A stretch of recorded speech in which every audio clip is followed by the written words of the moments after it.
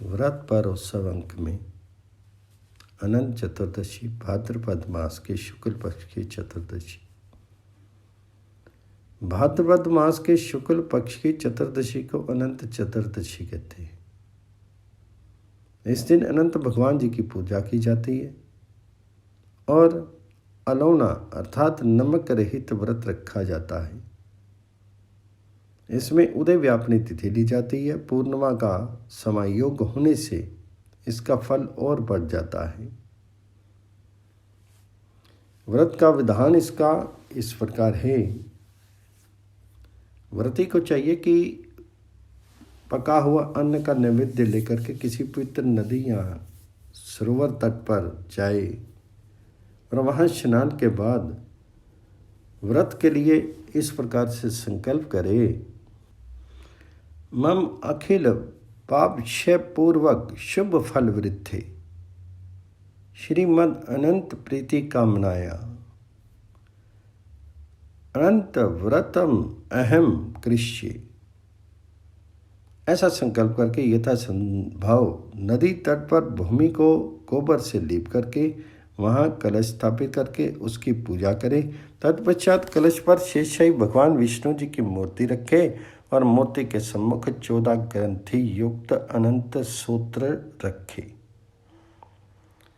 इसके बाद ओम अनंताय नमः इस नाम मंत्र से भगवान विष्णु सहित अनंत सूत्र का षोडशोपचार पूर्वक पूजन करें। इसके बाद उस पूजित अनंत सूत्र को निम्न मंत्र पढ़ करके पुरुष दाहिने हाथ और स्त्री बाएं हाथ में बांध ली। अनंत संसार महासमुद्रे मग्नान सम्युद्धत वासुदेव अनंत रूपे विनियोजित आत्मा अनंत रूपाय नमो नमः।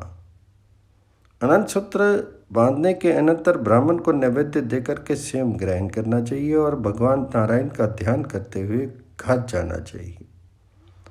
पूजा के अनंतर परिवारजनों के साथ इस व्रत की कथा सुननी चाहिए तथा इस प्रकार से मंत्रों से भगवान अनंत की प्रार्थना करनी चाहिए। नमस्ते देव देवेश नमस्ते धरणीधर नमस्ते सर्वनागेंद्र नमस्ते पुरुषोत्तम। इस व्रत की कथा इस प्रकार है। प्राचीन काल में समंतुम नाम के एक विशिष्ट गोत्रीय मुनि थे। उनकी पुत्री का नाम शीला था। पुत्री यथा नाम तथा गुण अर्थात अत्यंत सुशील थी। समंतु ने उसका विवाह कुंडिन्य मुनि के साथ किया था। शीला ने भाद्रपद मास के शुक्ल पक्ष की चतुर्दशी को अनंत भगवान जी का व्रत किया और अनंत सूत्र को अपने बाएं हाथ में बांध लिया। भगवान अनंत की कृपा से शीला और कौंडिन्य के घर में सभी प्रकार की सुख समृद्धि आ गई और उनका जीवन सुखमय हो गया। दुर्भाग्यवश एक दिन कौंडिन्य मुनि ने क्रोध में आकर के शीला के हाथ में बंधा अनंत सूत्र तोड़ करके आग में फेंक दिया। इससे उसकी सब धन संपत्ति नष्ट हो गई और वह बहुत दुखी रहने लगे। एक दिन अत्यंत दुखी होकर के कौंडिन्य मुनि वन में चले गए और वहाँ वृक्षों लताओं जीव जंतुओं सबसे अनंत भगवान जी का पता पूछते रहे। ध्यानिदान भगवान अनंत ने वृद्ध ब्राह्मण के रूप में कौंडिन्य मुनि को दर्शन दिया और उनसे अनंत वर्ष करने को कहा। शीला और कौंडिन्य मुनि दोनों ने अनंत व्रत को किया और पुनः वे सुखपूर्वक समृद्धि पूर्वक रहने लगे। अनंत व्रत कथा का रहस्य भाद्रपद मास के शुक्ल पक्ष की चतुर्दशी तिथि को संपन्न होने वाले इस व्रत के महत्व को भगवान श्री कृष्ण ने युधिष्ठिर से सोदाहरण प्रस्तुत किया है। जब युधिष्ठिर अपने भाइयों एवं द्रौपदी के साथ वनवास में अनेक कष्ट सह रहे थे, उस समय श्री कृष्ण ने उन्हें कष्ट से छुड़ाने के लिए अनंत व्रत करने का उपदेश किया था। जिसने इस व्रत का आदर किया था उसे भी बताया था जिसमें अनंत भगवान जी के विश्व रूप 14 ग्रंथि वाले प्रतीक रूप सूत्र के तिरस्कार का परिणाम भी है। कौंडिन्य मुनि ने अपनी पत्नी की बाहों में बंधे हुए उस अनंत सूत्र को तोड़ करके अग्नि में फेंक दिया था, जिससे वह दुर्गति को प्राप्त हुए थे। बात यह थी कि कौंडिन्य मुनि सुमंत मुनि की कन्या शीला से विवाह करके उसके साथ अपने घर लौट रहे थे।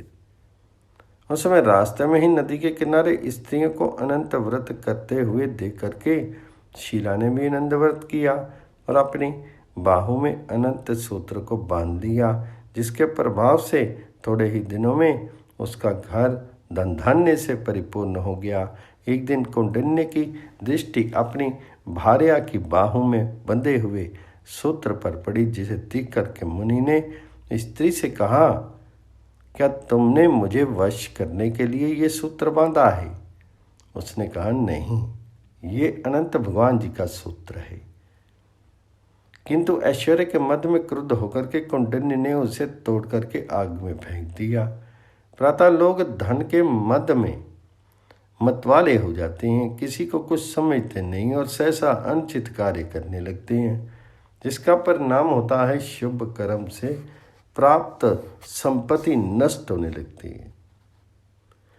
कौंडिन्य की भी यही स्थिति हुई, जिसके कारण वह दीनहीन होकर के पत्नी से परामर्श करके अपने दोष का मार्जन करने के लिए अनंत भगवान से क्षमा मांगने हेतु घर छोड़ करके वन में चलेगी।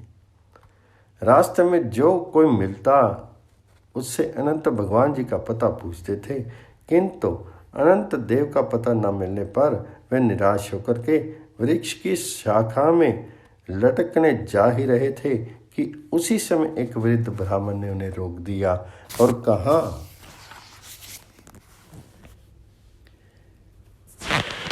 चलो गुहा में तुम्हें अनंत भगवान जी का दर्शन कराता हूँ। जब वे ब्राह्मण के साथ गुहा में गए तो वहाँ चतुर्भुज रूप में भगवान जी का दर्शन हुआ।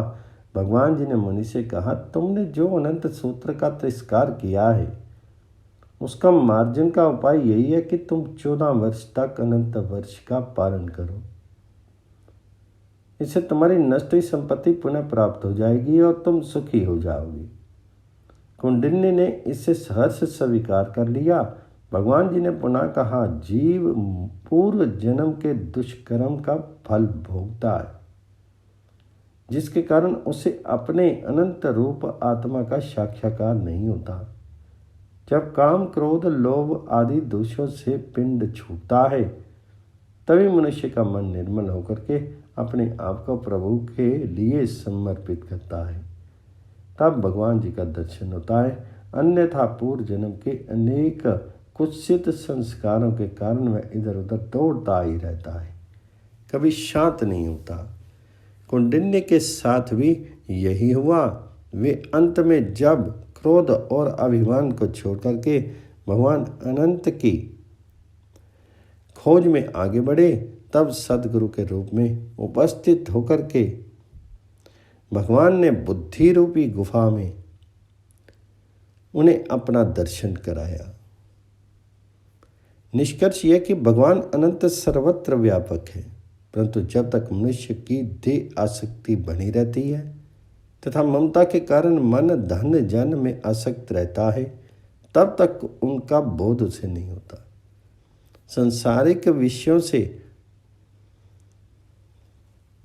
मुख मोड़ करके जब मनुष्य अंतर्मुख होने लगता है तब भगवान जी का साक्षात्कार सुलभ हो जाता है।